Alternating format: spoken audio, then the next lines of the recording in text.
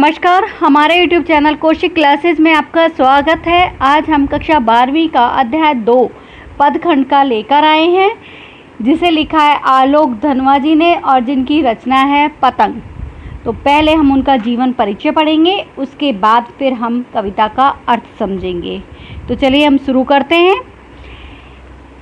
इनकी एक खूबी थी जो मैं आपको इस 2 लाइनों के माध्यम से बताती हूँ कि जहाँ नदियाँ समुद्र से मिलती है वहाँ मेरा क्या है, मैं नहीं जानता लेकिन एक दिन जाना है उधर। ये बताना चाहते हैं कि जहाँ नदियाँ मिलती हैं समुद्र से वो क्या है मैं नहीं जान पाता हूँ, लेकिन मुझे जाना है उधर, मुझे वो देखना है, क्योंकि इनके अंदर वो जिज्ञासा थी। उसी चीज़ को उन्होंने बताया, अपनी कविताओं में भी लिखा है। इनका जन्म 2 जुलाई 1948 को मुंगेर बिहार में हुआ था और ये छोटी सी अवस्था में इन्होंने लिखना प्रारंभ कर दिया था। 1972-73 में प्रकाशित इनकी आरंभिक कविताएं हिंदी में अनेक गंभीर काव्य प्रेमियों की ज़बानी याद रही थी और 72 में जब इन्होंने लेखन आरंभ किया तो उनका पहला और अभी तक का एकमात्र काव्य संग्रह सन 98 में प्रकाशित हुआ और ये सांस्कृतिक व सामाजिक कार्यकर्ता के रूप में भी सक्रिय रहे। इन्हें कई सम्मानों से सम्मानित किया गया है, जिसमें राहुल सम्मान, बिहार राष्ट्रभाषा परिषद का साहित्य सम्मान, बनारसी प्रसाद भोजपुरी सम्मान और पहल सम्मान। इनकी प्रमुख रचनाएं हैं जनता का आदमी, भागी हुई लड़कियां, बूढ़ों की बेटियां, दुनिया रोज बनती है आदि। इन्होंने पतंग में बताना चाह रहे हैं कि किस तरह से भादो मतलब कि बरसात का जो अंतिम महीना है वो चला जाता है, बारिश चली जाती है और उसके बाद धीरे धीरे सर्द ऋतु आती है। तो उस समय बच्चे किस तरह से पतंग उड़ाते हैं उन्हीं को यहाँ पर उन्होंने बताया है। सबसे तेज बौछारें गई भादो गया सवेरा हुआ, कि सबसे तेज़ बौछारें, क्योंकि बारिश हो रही थी तो बहुत तेज़ पानी गिर रहा था और बहुत तेज़ बौछार आ रही थी, बूंदें आ रही थी, तो वो चली गई हैं। और भादो गया मतलब भादो का महीना बरसात ऋतु का जो अंतिम महीना होता है उसके लिए कहा, क्योंकि सावन का जो महीना चला जाता है उसके बाद ये आता है और अगस्त सितंबर का जो महीना होता है उसके लिए कहा गया है और ये भी चला गया है।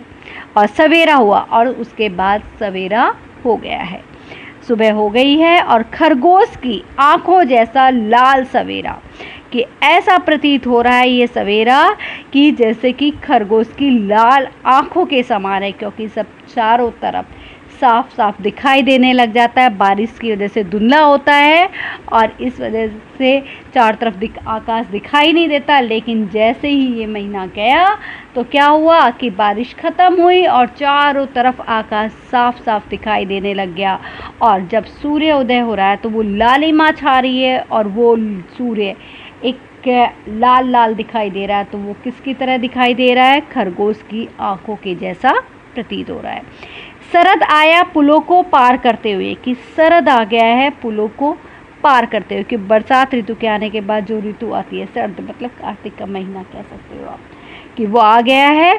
और उसके बाद ऐसा प्रतीत होता है जैसे कि वो पुलों को पार करते हुए आ रहा है। क्यों? क्योंकि बारिश के कारण चारों तरफ पानी पानी भर गया है और पुल भर गए हैं, कीचड़ हो रही है और उनको पार करते हुए ये शरद ऋतु आ गई है। अपनी नई चमकीली साइकिल तेज चलाते हुए, और अपनी नई चमकीली साइकिल तेज चला रहे हैं।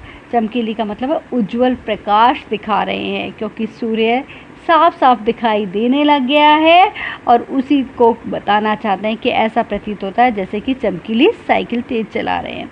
घंटी बजाते हुए जोर जोर से, और घंटी बजा बजा कर वो अपने आने का संकेत दे रहे हैं कि मैं आ गया हूँ।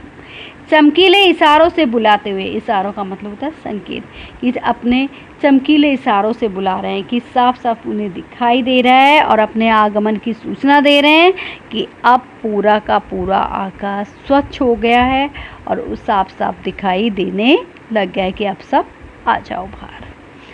पतंग उड़ाने वाले बच्चों के झुंड को, कि किसको इशारा कर रहे हैं कि पतंग उड़ाने वाले बच्चों को, क्योंकि जो बारिश के कारण घर में अंदर बैठ गए थे, लेकिन अब क्या है कि जब आकाश साफ हो गया है तो वो अपने चमकीले इशारों से बुलाते हुए प्रतीत हो रहा है आकाश कि अब आ जाओ और पतंग उड़ाओ।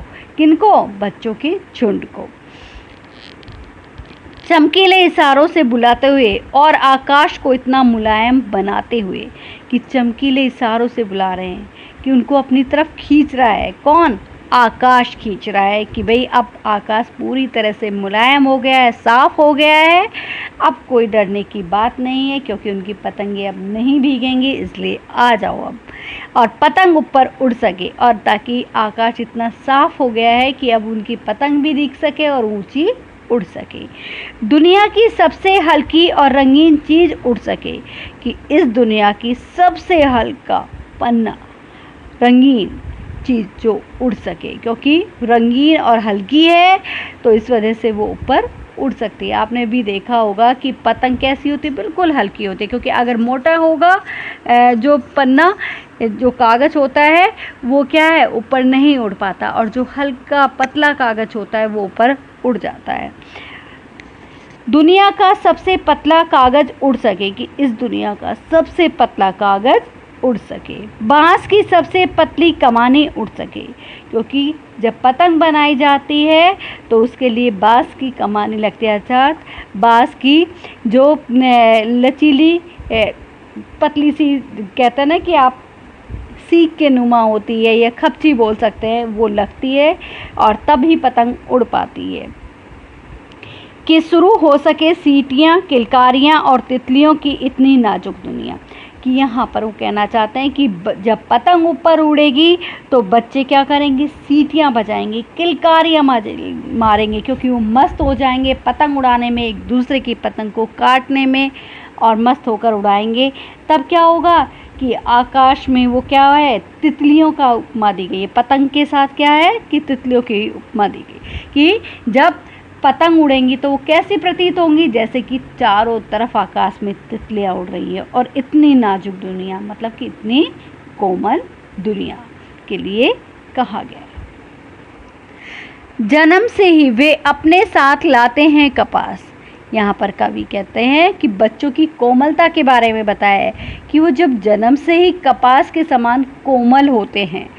पृथ्वी घूमती हुई आती है उनके बेचैन पैरों के पास, कि पृथ्वी घूमती हुई आती है उनके बेचैन, मतलब कि कहते हैं ना कि आप तो चंचल कह सकते हो, कि चंचल पैरों के पास घूमती हुई नजर आती है।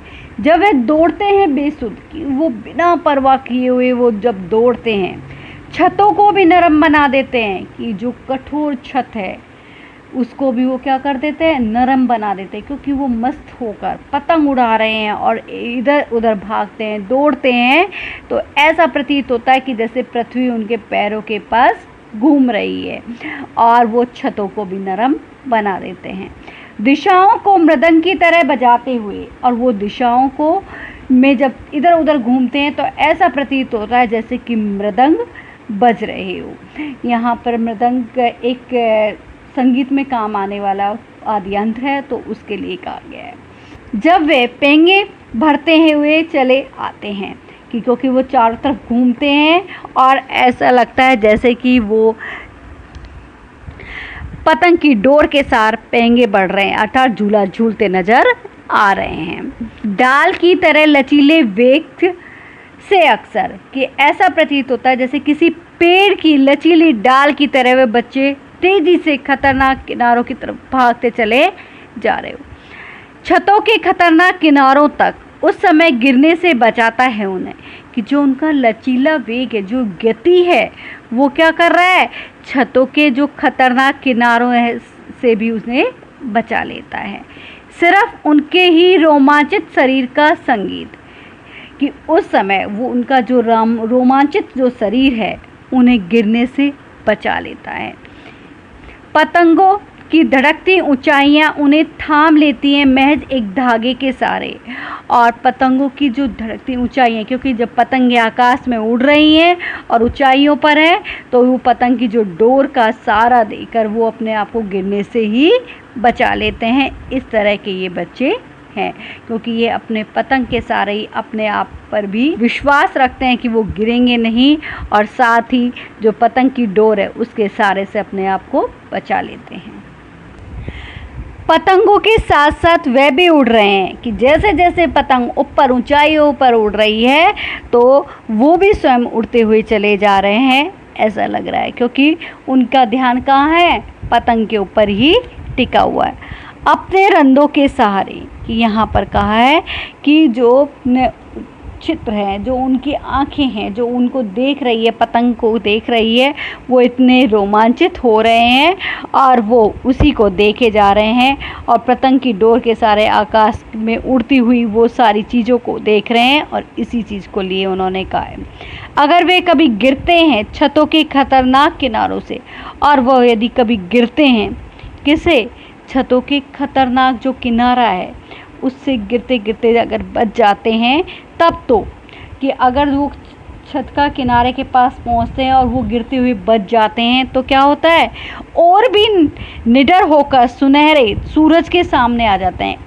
और भी निडर हो जाते हैं, और जो सूर्य उदय हुआ है पूरी तरह से सुनहरा सूर्य उदय दिखाई दे रहा है उसके सामने खड़े हो जाते हैं। पृथ्वी और तेज घूमती हुई आती है और उन बच्चों का उत्साह देखकर, उनकी का डर दूर देखकर वो क्या है कि पृथ्वी भी उनके पास घूमती हुई नज़र और तेज आती है उनके बेचैन पैरों के पास, कि उनके बेचैन पैरों के पास को, कि उनके पैर क्या है, भाग रहे हैं, दौड़ रहे हैं, गति कर रहे हैं, तो वहाँ पर वो भी ऐसा लग रहा है जैसे कि पृथ्वी उनके पास दौड़ लगा रही हो, क्योंकि वो निर्भय होकर अपने लक्ष्य को पाने के लिए लगे हुए हैं।